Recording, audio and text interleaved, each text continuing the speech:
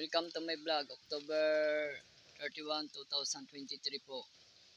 Araw ng Martes. Ako'y narito naman upang mag-ayos ng mga nilabahan kahapon. Mag-aayos ng nilabahan kahapon. Dito sa amin sa barangay, dito sa aming bahay, dito po kami nakatira sa barangay Lalod, Bulusan, Sorsogon. Na kung saan ang pag-aayos ng mga nilabahan ay ganito lang pala kasimple. Yun. Isa sa ayos upang hindi magkalat, upang malaman ng mga bata kung saan na ilalagay at saan nila kukunin yung mga kanilang gagamitin pang damit pang suot. At saka po, good morning din po sa lahat sa mga may birthday dyan. Happy birthday na lang po. Yung mga magbe-birthday, antay-antay lang po tayo. Darating po tayo sa pagbe-birthday naman natin. Nadagdag naman natin sa edad natin. Ako po ay nagpapasalamat lubos kahapon dahil po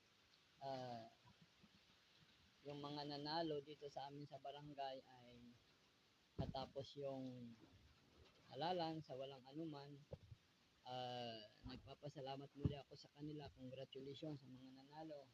Saka sa hindi na nanalo, congrats din kasi kahit papano lumaban din kayo, nagsubok din kayo sa palaran din ng lahat ng mga naipanalo, ng lahat ng napanalo, kasi marami din ang gustong makapasok sa kumbaga mamuno sa bayan, kaya welcome sila lahat para sa akin. Yung mga namumuno na naman, salamat ko rin, at kahit papano sila naman ang susundin namin, na sila ang maging karapat dapat na maging tagasunod dito sa aming bayan, dito sa aming barangay ng Lalod, Bulusan, Sorsogon po. Ang simple lang pala ng ng pag-ayos ng damit ng mga nilabahan. Ang simple napakasimple pala ng pag-ayos ng damit.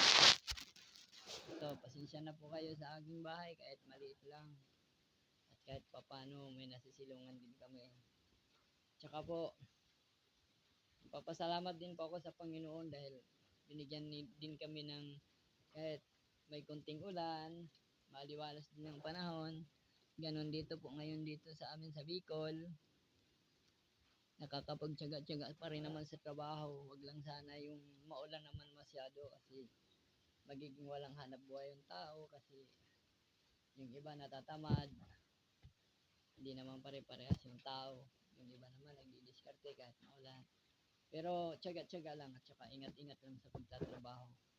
Huwag lang tayo malimot sa Poong May Kapal dahil siyang nagbibigay ng lakas, talino, at kung ano-ano pang magagawa natin na karapat-dapat na gawin para sa pamilya. Siya ang nakabantay para sa atin sa lahat.